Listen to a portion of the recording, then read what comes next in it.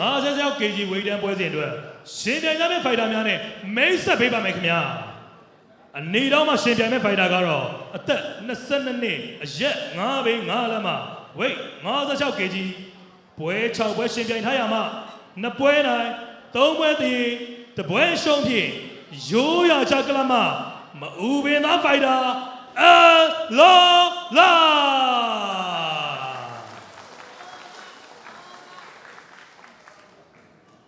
လောလာပြာတော့မှရှင်ပြိုင်မဲ့ဖိုက်တာကလည်းအသက်32နှစ်အရက်9ဘိန်း9လက်မှဝိတ်56 kg ပွဲ9ပွဲရှင်ပြိုင်ထားရမှ3ပွဲနိုင်2ပွဲရှုံးဖြင့်တောင်ကြီးဘောင်စင်ကလမတောင်ကြီးသားဖိုက်တာမင်းပါမေးပါပဲဖြစ်ပါတယ်ပြည့်တဲ့ကြီးဗျာ Round 1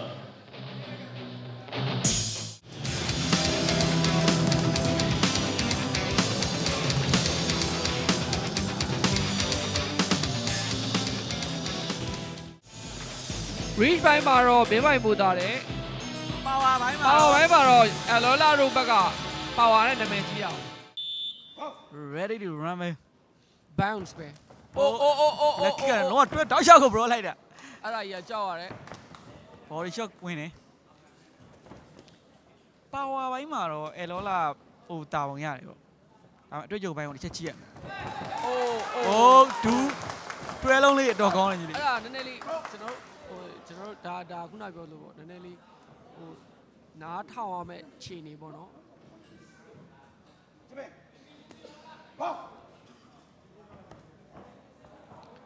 ပွဲစားနေရတဲ့အောင်လုံးကမရှိမင်းနဲ့တောက်လျှောက်ကြီးကိုတိုက်စစ်ဆင်နေရတယ်ပေါ့အိုး grinding bro everyday grinding လာ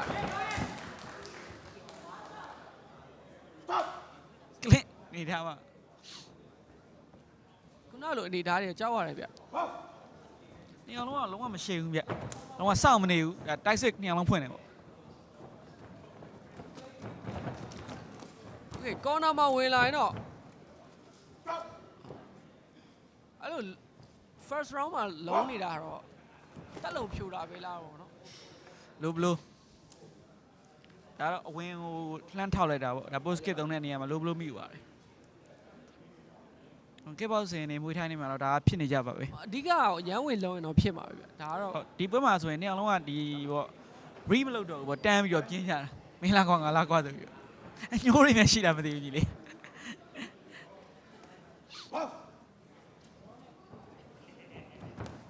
တွင်းခတ်တယ်ကြီးလေအိုး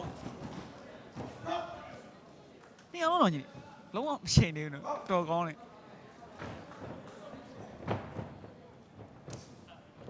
ဒီကန်ကျက်တဲ့ကြားလိုက်လား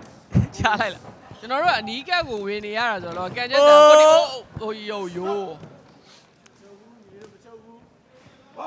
အဓိကလုံးနေရလေးနည်းနည်းရှော့အောင်ဗျ kick boxing ပွဲဆိုတော့လीနော်ဟုတ်တယ်ကြီးလေးတွဲလုံးလေးကိုအဲ့လိုမျိုးခဏပူးနေဆိုတော့ရတာတိတ်မပေးတော့ဘူးဗျ kick boxing ပွဲရတာနည်းနည်းလေးလိုအောင်အိုးချက်ဝင်ပါပဲချက်ကွက်တီထူရ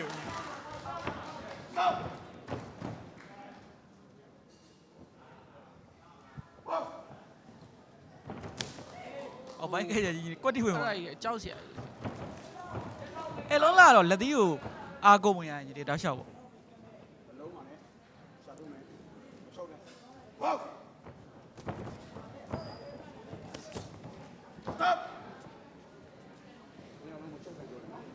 ကျွန်တော်တယောက်က bro ကျင်တယ်တယောက်က bro မခံဘူးပေါ့ကျွန်တော်တို့ကွင်းနဲ့တိုင်းကတော့ပြောနေပြီဗျနှစ်ယောက်စလုံးမချုပ်နဲ့အားမလို့အားမရဖြစ်နေပြီတကယ်ကိုအားမလို့အားမရဖြစ်ကျွန်တော်လည်းအားမရတော့ကျွန်တော်တို့ဟိုအလောလာအနေနဲ့ကွဲသွားတဲ့သဘောမှရှိတယ်အဲ့လို random ကြီးကတော့အဓိပ္ပာယ်မရှိဘူးဗျကျွန်တော်ပဲ accuracy ကြိုက်တဲ့ကစားသမားမလို့လားမသိဘူးဗျကျွန်တော်ခဏလောက်တော့ကျွန်တော်ဟို ammo ရဲ့ဆုံးဖြတ်ချက်တွေလည်းလိုအပ်တယ်ပေါ့နော်နည်းနည်းကတ်ဖြစ်သွားတဲ့အချိန်မှာဒါဆရာအောင်ချက်မှာပေါ့ဒေါက်တာချက်မယ်ဟုတ်ဒါတော့ ammo ရဲ့ဆုံးဖြတ်ချက်ကအရေးကြီးတယ်ဗျအဲဆိုတော့တွေးထွက်သွားရဲဆိုလို့ရှိရင်တော့ဒါ ammo ရဲ့ဆုံးဖြတ်ချက်ဒါလေးကညီလေးမပြောပါတော့ပါဘူး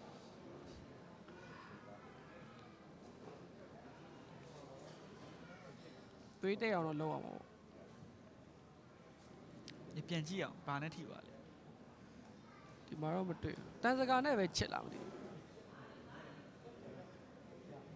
မလဲကွဲနေအဲ့လိုကြီးအတင်းဟိုလေဟိုရည်ရွယ်ချက်မရှိအိမ်မရှိပဲဝင်ပြီးတော့ striking ဝင်လာကြီးကကျွန်တော်သဘောမကျဘူး လို့ပြင်ဆင်လာမယ်ချက်ကြည့်အောင်ဗျ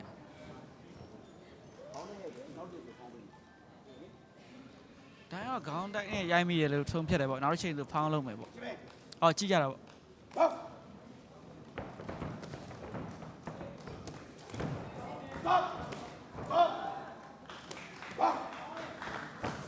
ညောင်းတော့လည်းလုံးထိုးသလိုဖြစ်တယ်ဗျဒီကအဲ့လိုလာနေနေရလက်ပြီးပါဝါနဲ့သူတောက်လျှောက် pressure ပေးပြီးထိုးနေတဲ့သဘောမှရှိရဲ့ဗျ town aggressive ပေါ့နော် ဒီက daddy boxing ကွက်တွေနဲ့သုံးနေရ daddy နေရာတော့ daddy box ဖြစ်တယ်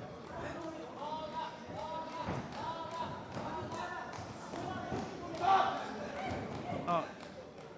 တင်းကတ်ထိုးတယ်ပြီးဒူးတိုက်တယ်ပေါ့နေအောင်လုံးကဒီကန်ချက်တွေကအနည်းတားလောက်ပဲတုံးတာများတယ်ဗျโอ้ยချက်အပိုင်းမှာတော့အင်းပိုင်က round 2ကျွန်တော်တို့ first round မှာတော့နည်းနည်းလေးဟိုခုနပြောလို့ပေါ့နော်ခေါင်းလေးတိုက်ပြီးသွားတာတခုတည်းကျွန်တော်တို့နည်းနည်းလေးဟိုအမှတ်ပိုင်းမှာဆိုရင်တော့တော်တော်လေးကြောက်ရတဲ့သဘောတော့ရှိရမှာနော်အဲ့ဒါလေးဆိုပြီးတော့ accuracy မရှိကြိုက်ရောမကြိုက်ဘူးဒါကျွန်တော်ပွင့်လေးဆုံးပြောဒီကွက်ကအနည်းငယ်လုံးပြီးထိုးသလိုဖြစ်နေရပေါ့ကျွန်တော်တို့ဒီတွဲလုံးတွေကိုသိမမြင်ရဘူးကေဘောက်စင်ရနှစ်သက်တာကိုသိမမြင်ရဘူးပေါ့ဒါပေမဲ့လည်းဒုတိယအချိန်မှာတော့သူပြောင်းလဲသွားမယ်လို့ကျွန်တော်စောင့်ကြည့်ရမယ်အဲ့ဒါလေးဆိုရင်ထိုးတာအောင်မို့တော့ထုတာပြောဟို MMA ကိုပဲသွားကျင်နေရတာတော့ကျွန်တော်နားမလည်ဘူးဒါပေမဲ့ထုတာပြောတယ်ခုနမှတ်ပေးနေထားရရင်တော့ဒီခေါင်းတိုက်တာလွဲလို့ပေါ့ချက်တွေ round 2လုံးနေရလုံးကစားတာနဲ့ bro မှာစားတယ် bro တာနေရလုံးသူတို့ကမချုပ်ဘဲနဲ့တော့ရှောက် bro ရင်တော့ကြည့်ကောင်းမယ်ကြီး ရောက်ရောက်ကို bro ရဲ့ရတယ်အေးအောက်ပိုင်းခံချက်ကြီးဝင်သွားတယ်ကန်ချက်ကြီးနော်အိုးချိုင်ဝင်သွားတယ်အိုးအဲ့လို bro ကတကယ်ကောင်းတဲ့ bro ရောက်လာအောက်ပိုင်းမှာတော့တောင်ကြီးသားအနေနဲ့နိုင်ငံနာဝါပုံရတယ်ကြီးလေးအောက်ပိုင်းခံချက်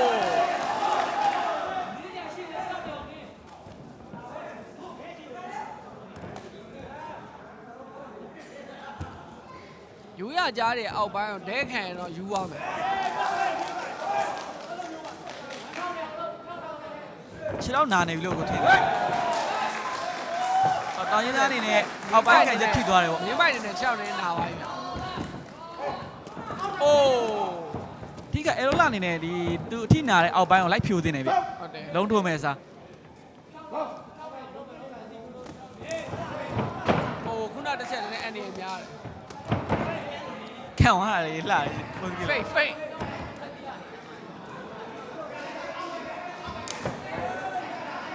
ခံချက်တွေကတော့အလုပ်ဖြစ်နေသေးတယ်အိုးနှစ်ယောက်လုံးကပြန်ကန်နေကြတာနှစ်ယောက်လုံးတော့ပြန်ကန်နေရပြီပထမကြည့်တော့ပိုပြီးကြည့်ကောင်းတာအဲ့ဒီအိုးရိုးရိုက်တယ်နေကြီးလေးရတဲ့လိုကီအဲ့ဒါဆန်းစုရဲ့မဟာဗျူဟာပဲလိုကီဂျက်ခရော့ပြီးပြီအိုးရှမ်းနဲ့လက်ကင်းနဲ့လဲတာပဲကြီးလေးအိုးဘော်ဒီရှိုးကြီးဝင်သွားကြီးအတန်အောင်တော့ကြီးအမင်းပိုင်နေတဲ့တက်လို့ပြန်ချွေပြီပေါ့ဗျာအဲလောလောအနေနဲ့ဒီအောက်ပိုင်းကကြက်တွေကိုပဲထပ်သုံးနေတယ်ကြီးလေးအဲ့ဒါတော့မှန်တယ်အမှန်ဆုံးပဲဒီသူ့ရဲ့အားသာချက်ပေါ့ဒါပြန်မက်ကလည်းထိနာနေပြီဆိုတော့ဒါနားနေအောင်ဖိချခိုင်းတာတော့မဟုတ်ဘူးအလောလာသူနည်းနည်းလေးစိတ်ရှုပ်သွားတဲ့ပုံမှာပဲရှိတယ်ဗျ။အဲ့ဆိုဒီကောင်လေးကွဲသွားတော့ဆက်ပြင်းပြင်းတော့ဖြစ်။အိုးအဲ့ဒါကြီးကတော့အဲ့နေရာမှာမချုပ်ဘဲနဲ့ဆက် brawl လို့ရှိရင်ပွဲပြတ်နေ။ဒီမဲ့။ဝါရှယ်ရီကြီးလည်းလုံးဖြစ်တယ်နော်။ဝါ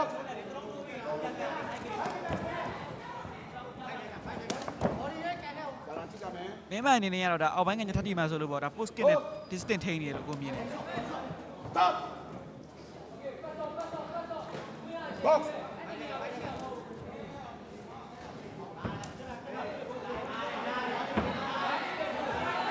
ဒီကတော့မင်းပိုင်နည်းနည်းလေးထက်နာသွားတဲ့အခြေအနေမှာရှိတယ်အောက်ပိုင်းအောင် မင်းပိုင်အောက်ပိုင်းကိုလိုက်ဖြုတ်တင်နေကြီးလေးအဲ့လိုအနေနဲ့ဒီကနေစနစ်ပိုင်းကိုတရားယူဆိုင်ဖို့လိုနေ အောက်ပိုင်းကြီးကကြောက်စရာကြီးမင်းပိုင်တစ်ချက်ဖြတ်ကန်တာအိုးအဲ့ဒါတော့ကိုဒေါ်လာနဲ့ကိုဝင်သွားတာပဲ ဒုတိယအချီရဲ့နောက်ဆုံး10စက္ကန့်ပေါ့ အိုးအဲ့ဒါနော်အန်ဒီရများတယ်တကယ်လို့ကြောကုန်းကိုကန်ပြီးရလို့ရှိရင် Round 3 Final round โอเคဒါ bro တွေပေါ့နော် ဒုတိယအချီမှာတော့အောက်ပိုင်းကန်ချက်တွေအများကြီးမြင်ရတယ်မင်းပိုင်အောက်ပိုင်းနိုင်ငယ်ထိခိုက်ဒဏ်ရာရတယ်လို့မြင်နေတယ် အဲ့ဒါတော့အမှန်ပဲဒီပွဲမှာကျွန်တော်ကြီးတဲ့လောက်ကမင်းပိုင်ကတော့နည်းနည်းလေးတာနေတယ်ဗျအမှတ်နေတယ်ပေါ့နော် ဟုတ်တယ်ညီလေးကိုအမြင်နောက်ဆုံးအချီမှာအောက်ပိုင်းပြိုနိုင်လို့ရှိရင်တော့အဲလောလာအတွက်အချိန်ကြီးကောင်းတယ်ပေါ့ ခုနနှလုံးဆိုလို့ရှိရင်လုံးဝအမှ presentation ဟိုဟာမှန်တော့တော်တော်ပိုကောင်းတယ် presentation တွေလွတ်လွတ်တစ်ချက်လွတ်လွတ်သွားတယ်အဲ့ဒါလေးတွေကလွတ်လွတ်အကုန်ကောင်းဒီပွဲကတော့ခုနကပြောအောက်ပိုင်းကပဲဆက်ဖြူပါ Final round bro နဲ့ပဲစားဖွင့်တာပဲဗျဒီကချုပ်နေတဲ့နေရာလေးမှာပြဿနာတက်တယ်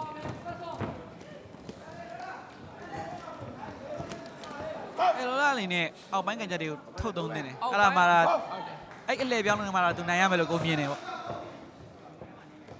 မင်းမိုင်လေတော်တော်တော့မျက်နှာမှာ အိုးဆွေချင်းပြီးကန်သွားတာကြီးလေတော်လှရတော့အိုး Box. အဲ့ကန်ချက်တစ်ပေါက်ကတော့တော်တော်ထိသွားတယ်အဲ့ဒီလုံးကတော့ အဲလုံးလားသူ အေးအဲ့ကန်ချက်တစ်ခွက်တော့ကောင်း မင်းမိုင်နာသွားပြီမင်းမိုင်တော့နာသွားပြီဒါခုနအောက်ပိုင်း နှစ်ချက်ပဲတော့အတန်အောင်ပဲတော့ကြီးကွာနာလားမနာလားတော့အများကြီးမပြောနဲ့အတန်အောင်ပဲတော့ကြီးအမင်းမိုင်တော့ပြန်လုံးနိုင်တဲ့အတရားတစ်ခုဒီပြန်လုံးသွားတယ်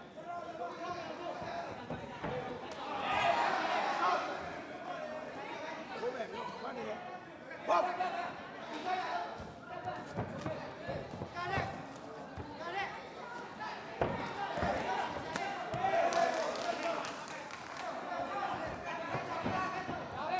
โอ้ย bro heel to the face စပယ်နေဟိုကီကိုဒါလဲသွားတဲ့အချိန်မှာမူဒီဗီတက်ထုတ်သွား ဟုတ် တာ တယ်မျက်နှာကိုနော်မျက်နှာကိုဖနှောင်ကြီးဝင်သွားတယ်ဆို အလိုက်သိဆိုရင်လည်းအခန်းသိသွားတော့ကွက်ကြီးသွားထိရ ဖ ပဲ နှောင် ဒီ ကြီး လေးက အဲ့ဒါမျိုး အေးဟေးလောကဆက်လောက်ပြီးတော့အဲလောလာအနေနဲ့အောက်ပိုင်းအောင်ထပ်မပြုံးနိုင်ဘူးဆိုရင်တော့ဒီပေါ်နဲ့သားလို့ရှိရင်တော့မင်းပိုင်ပဲနိုင်သွားလိမ့်မယ်ညီလေး ဒါပေမဲ့ခုနတစ်ချက်မှာမင်းပိုင်ကအပေါ်အောက်ကိုပြေသွားတဲ့အခြေအနေမှာရှိတယ်ဗျ โอ้ยကန်ချက်တွေကိုကြည့်ကြည့်လိုက် အဲ့ဒါကြီးကတော်တော်ဘူးတယ် ဟုတ်ဇက်တိုက်ကန်နေတယ်နော်ညီလေးဇက်တိုက်ကန်နေပွဲရပြီးသွားပြီဇက်တိုက်ကန်လိုက်နေတာပွဲရပြီးသွားပြီနောက်ဆုံးမိနစ် ဟုတ်တယ်မင်းပိုင်နည်းနည်းပြူသွားတဲ့သဘောမှရှိတယ်သူခုန ဇက်တိုက်ကန်လိုက်ပြီဆိုလို့ရှိရင်တော့ဒါအဲလောလာရဲ့ပွဲဖြစ်သွားပြီမကန်ဘူးဒီတိုင်းဘရောပဲဆိုရင်တော့မင်းပိုင်ကအပတ်တာနေညီလေး Box.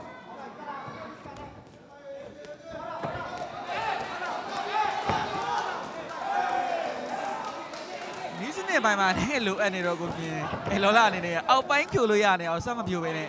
ဒါသူကလက်သီးချစ်ထိုးခြင်းနေရပေါ့ညီလေးကဘယ်လိုမြင်လဲ Box. ကျွန်တော်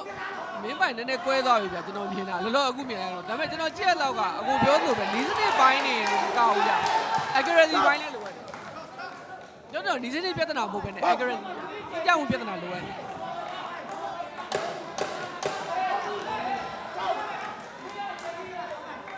စနစ်မတရားကောင်းတဲ့နေရာမှာတော့ပါတယ်ဒါပေမဲ့ accuracy တိကျမှုအများကြီးလိုရတယ်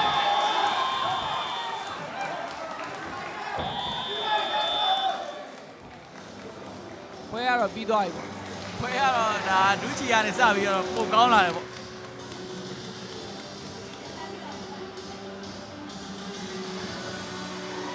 ဒီပွဲမှာကျွန်တော်ဗာအဓိကတွေ့ရတယ်ဆိုတော့ကန်ချက်ပေါ့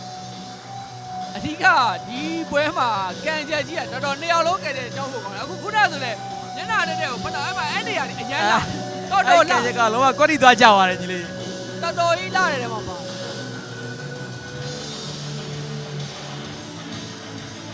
တော်တော်ကြီးကိုလာရတယ်မှာပါအမအဲ့နေရာဆိုလို့ရှိရင်တော့ဆောက်အိမ်ချင်းဘလို့ကြီးကအញ្ញမ်းလာတော့ နေရ accuracy လေးရှိပါတော့ accuracy ကျောင်းမေသာပြောတာ external injury များတာကျွန်တော်အဲ့လိုလားဒါပေမဲ့မင်းပါရနှောင်းသေးပါဘူး ဒမ်းမရတော့ဒီပါဝင်ကြီးလေးအကိုကတော့ဒီအမှတ်နဲ့ဆိုရင်တော့ကိုကြီးကမင်းပိုင်နိုင်မယ်လို့တော့ကိုတွက်တယ်